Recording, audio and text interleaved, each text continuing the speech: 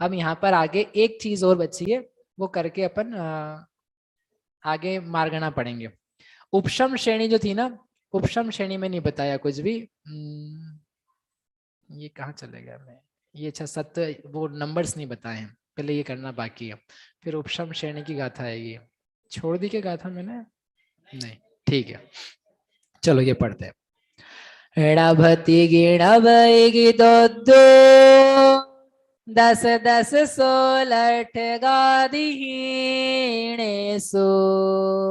सत्ताहवन्ति एवम् असहाय परकमोदिष्ठम्। एवं हवंती सत्ता, इस प्रकार से सत्ता होती है।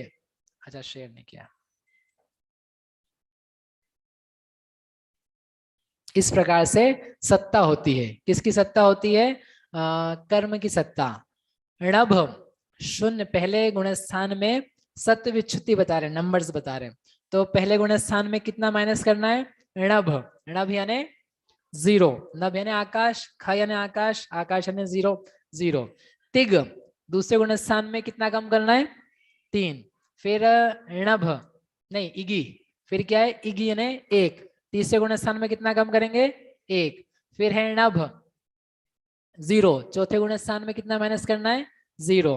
फिर इगी पांचवे में एक और कम करेंगे, एक कम किया तो कितना हो जाएगा वहां पर? 147, राइट। फिर 2 छठे में और 2 सातवें में 2, ऐसा करके 2 2 छठे सातवें में 2 2 कम किए, नरकायु तिरंचायु। फिर 10, फिर अपूर्व करण में पहुंचे तो कितने कम करने? 10। 10 क्यों कम करने? 3 आयु और 3 दर्शन मोहनी, 4 अनंतानुबंधी, 10। फिर 10, फिर वापिस आप अनिवृत्तिकरण में जाओगे तो वहां पर स्टार्टिंग जब की तो 10 कम किए, राइट, क्योंकि वो जो 10 कम थे वही कम चल रहे हैं आपके पास। जो 8वें में 10 कम किए थे, जब आप पहुंचोगे तब भी क्या है वहां पर? 10 कम है। फिर 16, फिर 16 कम करना, फिर 8, फिर 8 कम करना, फिर 16 अठग आदि हीणेसु, इनको क्रम से कम करना। आदि लगाया उन्होंने, फिर बताया नहीं आगे, आदि लेकर के सब दे दिए जो पहले बता चुके थे। 16 जाएंगे, फिर कितने जाएंगे? 8 जाएंगे, फिर 1 नपुंसक वेद, फिर 1 स्त्री वेद, फिर 6, फिर 1, फिर 1 1 1, ऐसा करके अनिवृत्तिकरण पूरा हो जाएगा। फिर 10वें में जाएंगे तो कितना कम करेंगे? 1। फिर 11वें में कुछ नहीं करना है, 12वें में 16, 13वें में क्या करना है? कुछ नहीं करना है। फिर 14वें में 72 और 13, ऐसा किन्होंने कहा है?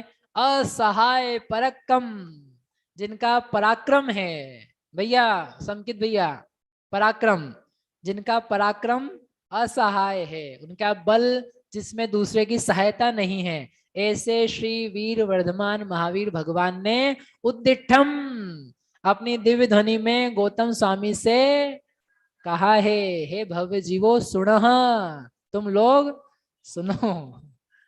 यहाँ पर टेबल दी है, अपन इसको पढ़ लेते हैं।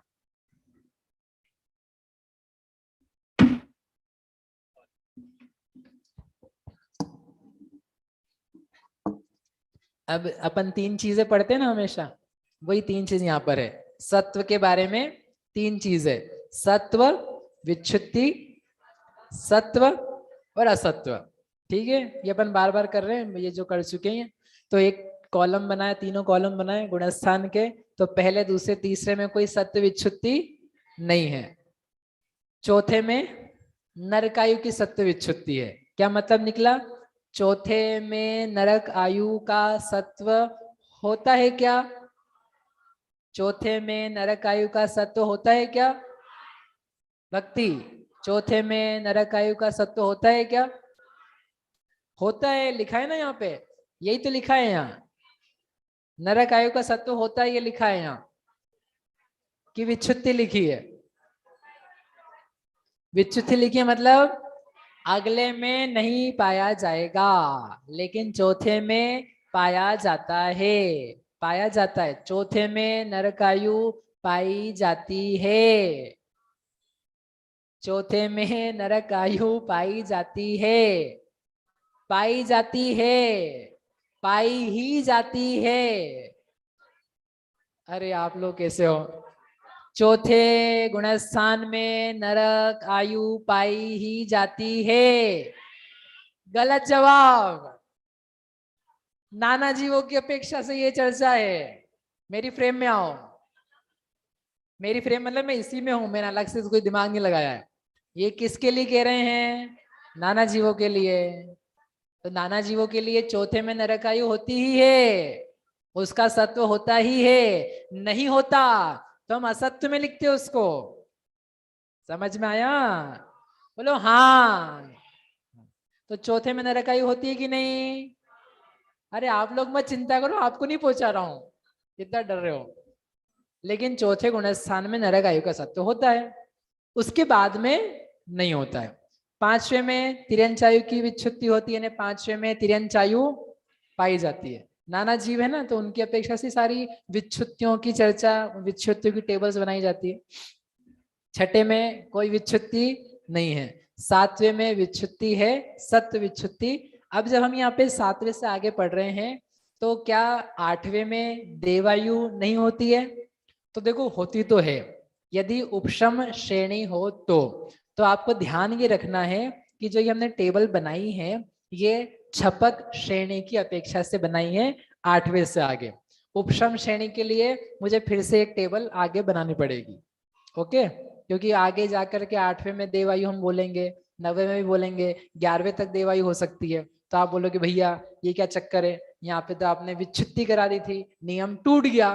नियम नहीं टूटा है, ये छपक श्रेणी की बात करी है, क्योंकि हमको सत्य विच्छुत्ति जो जहां होती ही है, कर्म नष्ट होते हैं, पहले वो बताने हैं। ओके, तो देवायु लेना। और जब छपक श्रेणी पर आरोहण कर रहे हैं तो फिर वो 7 प्रकृतियां हैं, उनके भी विच्छुत्ति है, तो वो यहाँ लिखी है। अब ये जो 7 यहाँ लिखी है, ये यहाँ भी हो सकती है, यहाँ भी हो सकती है, यहाँ भी हो सकती है, यहाँ भी हो सकती है। जो सबसे लास्ट पॉइंट है उसका हमने वहां तक लिख करके दिखाई है। समझ में आई बात? जो 7 प्रकृतियां हैं, कल कहा था अयद चौके असंयत चतुष्क में वह अनंतानुबंधी दर्शन मोहनी जाते हैं। तो यहाँ पर फिर 7वें में क्यों लिखा है? क्योंकि ये इसका लास्ट रहने का स्थान है, इसके बाद ये रह नहीं सकता है। हो सकता है किसी को चौथे में चले जाए तो उसकी अपेक्षा यहाँ कर देना, किसी को 5वें में जाए तो उसके लिए 5वें में चली जाएगी। तो अलग अलग जीवों की अपेक्षा वैसा हो सकता है, लेकिन उसका अधिकतम बिंदु की अपेक्षा यहाँ लिखी है। जैसे अपन ने 29 और 13 किए थे, वेदनीय कर्म की अपेक्षा से 13, 14 गुणस्थान में 29 और 13 की विच्छुत्ति बताई थी। तो वो मैक्सिमम कहां तक जा सकता है, उसकी अपेक्षा से 13 बोला था। वैसा का वैसा यहाँ समझना। 8वें में कितनी विच्छुत्ति है? 0। ये मैं नहीं कर रहा हूं, ये भी अपन ने कर ही लिया आने को बार में, तो आप समझ जाओगे आई होप।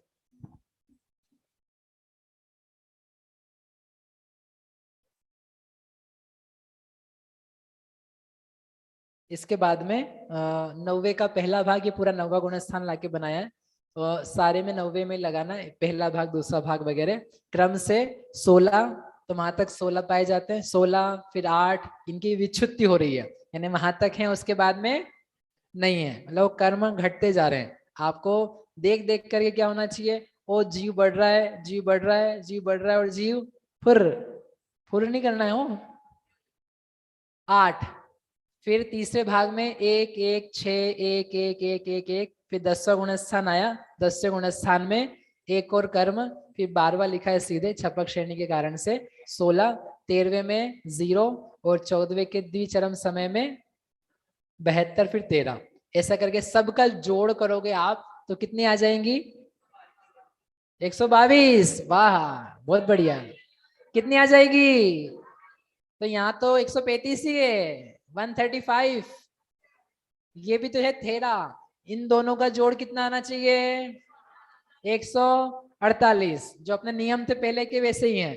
उदय अनुदय का जोड़ करो, सेम आना चाहिए जो ऊपर लिखा हुआ है। सत्व असत्व का जोड़ करो तो टोटल 148 आना चाहिए, क्योंकि उतने कर्मों को लेके चल रहे हैं। इस प्रकार से ये सत्व विच्छुत्ति की जो चर्चा थी गुणस्थान में, वो पूरी हो गई। अब इसमें एक गाथा और है, उपशम श्रेणी वाली वो अपन कर लेते हैं।